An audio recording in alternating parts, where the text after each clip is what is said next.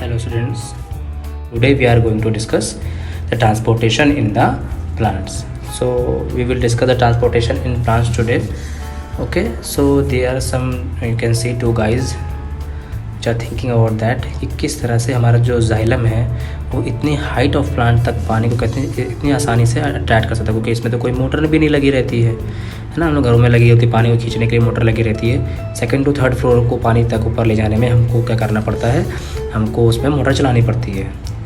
लेकिन ये प्लांट जो होता है, कई प्लांट्स होगा आपने देखे होंगे, वो बहुत हाइट तक होते हैं, 3-4 मंजिल हाइट के होते हैं, कई और भी ऊंचे होते हैं। तो इतने ऊंचे होने के बावजूद भी ये वाटर जो होता है कैसे अब्जॉर्ब कर लेते हैं यहाँ इतने हाइट से, है ना। तो ये चीज़ों को हम ज़रा समझेंगे आज कि किस तरह से ये चीज़ एक्टिविटी को ये प्लांट जो है वो डन कर देते हैं। तो हम यहाँ देख सकते हैं हमारे पास एक टिश्यू है, उसको बोलते हैं जाइलम। जाइलम जो होता है हमारे लिए रिस्पॉन्सिबल होता है प्लांट्स में। किस लिए होता है? जाइलम टिश्यू है वो किस लिए रिस्पॉन्सिबल है? Xylem for a conduction of water. तो याद रखिएगा जाइलम जो है वो वाटर के लिए होता है, ठीक है। अब देखिए यहाँ पर जाइलम जो है, यहाँ पर टिश्यू बनी हुई है, ये जाइलम टिश्यू है, ये दिख रहा है आपको जो मैं यहाँ पर आपको, ये जाइलम टिश्यू है। ये जाइलम टिश्यू क्या करती है? कंडक्शन ऑफ वाटर को कंडक्ट करती है, ठीक है। इसमें देखिए यहाँ पर आपके पास कुछ हमारे पास दिख रही है वेसल्स, कुछ हमारे पास यहाँ पर क्या है वेसल्स हैं जो कि हेल्प करती है। ये पूरी जो ट्यूब दिख रही है ना, इसको बोला जा रहा है वेसल्स, ठीक है। और कुछ हमारे दिखे है ट्रैकीड्स जो कि हेल्प कर रहे हैं वाटर के कंडक्शन में, ठीक है। ये ट्रैकीड्स दिख रहे हैं ना, ये ट्रैकीड्स हैं जो कि हेल्प करते हैं हमारे वाटर के कंडक्शन में। तो जाइलम और ट्रैकीड्स है ना, तो ये एक xylem is a type of a tissue. ये सेल नहीं है, ये एक टिश्यू है। टिश्यू में क्या होता है, कई कम्बिनेशन ऑफ सेल्स होते हैं। तो ये 3 to 4 टाइप्स ऑफ सेल्स से मिलकर बनती है जाइलम, जो वाटर के कंडक्शन में हेल्प करती है प्लांट्स को, ठीक है। तो ये जाइलम हमारे कंडक्शन ऑफ वाटर में हेल्प कर रही है। अब देखिए हमारे पास जो जाइलम है वो 2 तरह से पानी का कंडक्शन करेगी। जो जाइलम है वो 2 तरह से कंडक्शन करेगी। एक तो करेगी रूट प्रेशर और दूसरा है हमारा ट्रांसपिरेशन पुल। तो 2 वेज ऑफ वाटर ट्रांसपोर्टेशन होता है, एक होता है रूट प्रेशर, दूसरा ट्रांसपिरेशन पुल। तो हम लोग जानेंगे कि किस तरह से रूट प्रेशर की हेल्प से प्लांट जो है वो ट्रांसपोर्टेशन करते हैं या वाटर का ट्रांसपोर्टेशन करते हैं, ठीक है। तो सबसे पहला तरीका जो है वो आयन एक्सचेंज का। देखिए सबसे पहले देखिए यहाँ पर देखिए कि हमारे वाटर जो हमारी जो सॉइल होती है वो बनती है मिनरल्स से। सॉइल जो है वो बनती है रॉक से। आपको पता है कि रॉक्स जो होती है वो वेदर्ड हो जाती है, टूट जाती हैं, कुछ समय बाद वो मिट्टी बन जाती है। और जो रॉक्स होते हैं वो मिनरल से बनते हैं। तो इस तरह से देखा जाए कि हमारी जो सॉइल है उसमें मिनरल्स तो हैं, ढेर सारे मिनरल्स होते हैं। हमारे ये जो सॉइल होती है होते हैं, सारे मिनरल्स हैं। ये मिनरल्स करते क्या हैं, ये मिनरल्स जो होते हैं हमारे रूट्स में चले जाते हैं। ये रूट्स में चले जाएंगे तो क्या होगा, क्योंकि जो आयंस होते हैं बहुत ज़्यादा स्मॉल होते हैं और रूट्स में आसानी से पेनिट्रेट करके रूट्स के अंदर चले जाते हैं, ठीक है। जब ये रूट्स के अंदर चले जाते हैं तो हमारे प्लांट को क्योंकि वाटर भी चाहिए होता है, मिनरल भी चाहिए होता है। तो पहले मिनरल जो होता है आसानी से एब्जॉर्ब हो जाता है, ये आयंस जो होते हैं ये हमारे आसानी से एब्जॉर्ब हो जाते हैं, ठीक है। और जब ये रूट में चले जाते हैं तो क्या होता है, एक डिफरेंस क्रिएट हो जाता है। डिफरेंस क्यों? क्योंकि यहाँ पर जो हमारा जो रूट है, क्या कह सकते हैं रूट है, तो रूट में जब आयंस आ जाएंगे तो रूट के अंदर का कॉन्सेंट्रेशन जो है, नंबर ऑफ़ पार्टिकल्स जो हैं वो हमारे रूट्स में ज़्यादा हो जाएंगे। और सॉइल में क्या हो जाएगा, वो पार्टिकल्स जो हैं वो कम हो जाएंगे। मतलब कहने मतलब कि इनका कॉन्सेंट्रेशन ज़्यादा हो जाएगा। कम जगह में ढेर सारे पार्टिकल मतलब ज़्यादा कंसनट्रेशन, ज़्यादा जगह में कम पार्टिकल्स मतलब कम कंसंट्रेशन, ठीक है। तो कंसंट्रेशन यहाँ ज़्यादा है, कंसंट्रेशन यहाँ कम है।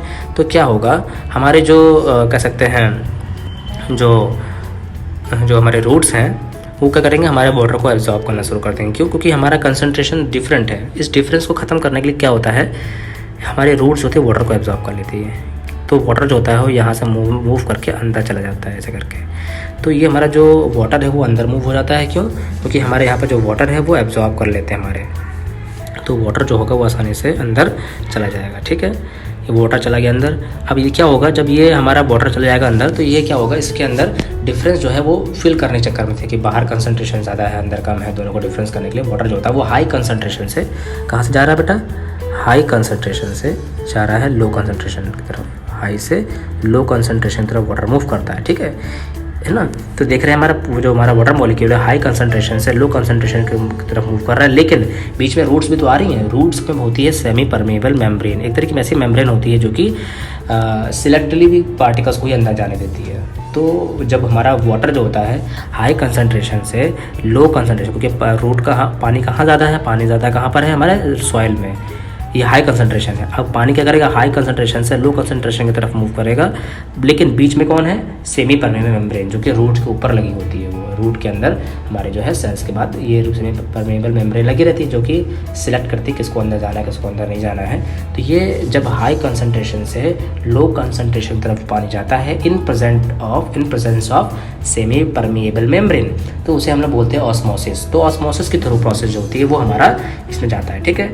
जब प्लांट्स बहुत छोटे होते हैं ना, हमारे पौधे होते हैं जो बिल्कुल, तो उनमें पानी डिफ्यूजन प्रोसेस के थ्रू अंदर जाता है।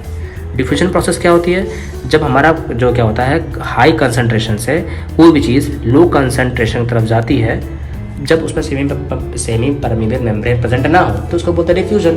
मतलब कि ऑस्मोसिस और डिफ्यूजन में डिफरेंस देखा जाए तो क्या है, सिर्फ सेमी परमेबल मेम्ब्रेन का है। तो छोटे प्लांट में डिफ्यूजन के थ्रू ही पानी चला जाता है अंदर, लेकिन जो थोड़े से बड़े प्लांट हो जाते हैं तब उसमें चलने लगता है प्लांट, कौन सा, उसमें चलने लगता है ऑस्मोसिस के थ्रू, उसको बोलते हैं ना, बताया मैंने आपको भी। तो ये होता है।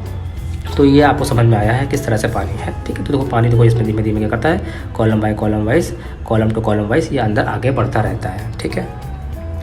अब देखिए लेकिन जो प्लांट्स बहुत ज़्यादा क्या कह सकते हैं कि अब ये खुद सोच समझ सकते हो कि एक कॉलम में पानी गया तो यहाँ हाई हो गया, तो यहाँ तो क्या है, लो है, तो ये पानी कहाँ चला जाएगा, यहाँ चला जाएगा, तो यहाँ हाई हो जाएगा, तो यहाँ लो हो जाएगा, तो नीचे से पानी फिर मतलब है कि पानी जो एक कॉलम में हाई हो रहा है दूसरे में लो हो रहा है, ये एक बिल्कुल चैनल बन जाता है एक तरह से कि एक मतलब कह सकते हैं कि एक को, जैसे आपने कभी कभी देखा होगा, एक अपने क्लासेस में हम लोग क्या करते हैं, एक बच्चे को पेन पकड़ा दिया तो उसने पीछे वाले को पकड़ा दिया, तीसरे वाले उसको पकड़ा दिया, तो धीमे धीमे करते करते हमारा पेन लास्ट तक पहुँच गया। तो इसी तरह पानी जो होता है ना बिल्कुल जो जा रहा है एक one cell two another cell, ये जो है बढ़ता चला जाता है, ठीक है। तो एक में जिसने जब नेक्स्ट में पहुँचाया तो अगले वाले के पास कम हो गया, तो उसने फिर रूट से एब्जॉर्ब कर लिया, फिर उसने आगे पहुँचा दिया, उसने आगे पहुँचा दिया तो उसके पास कम हो गया, तो फिर उसने फिर रूट से एब्जॉर्ब कर लिया। ये चीज़ प्रोसेस जो है पूरा चलता रहता है और इस तरह से हर एक पार्ट में पानी पहुँच जाता है। अब हम बात करेंगे यहाँ पर ट्रांसपिरेशन की। अब देखिए जब प्लांट्स बहुत टॉल होते हैं ना तो उसमें ट्रांसपिरेशन काम आता है। ट्रांसपिरेशन हेल्प करता है हमारे वाटर के ट्रांसपोर्टेशन में, ठीक है। तो ट्रांसपिरेशन के बारे में ज़रा जानेंगे। तो ट्रांसपिरेशन क्या होता है, the loss of water in the form of vapour from aerial parts of the plant, ठीक है। जैसे कि लीव्स हो गई एरियल पार्ट्स में, स्टेम आता है, फ्लावर आता है, मतलब रूट को छोड़ दीजिए और रूट के बाद जितना पार्ट बचता है वो सब एरियल पार्ट आता है प्लांट का, और वहाँ से जब वाटर का लॉस होता है उसको हम लोग बोलते हैं ट्रांसपिरेशन।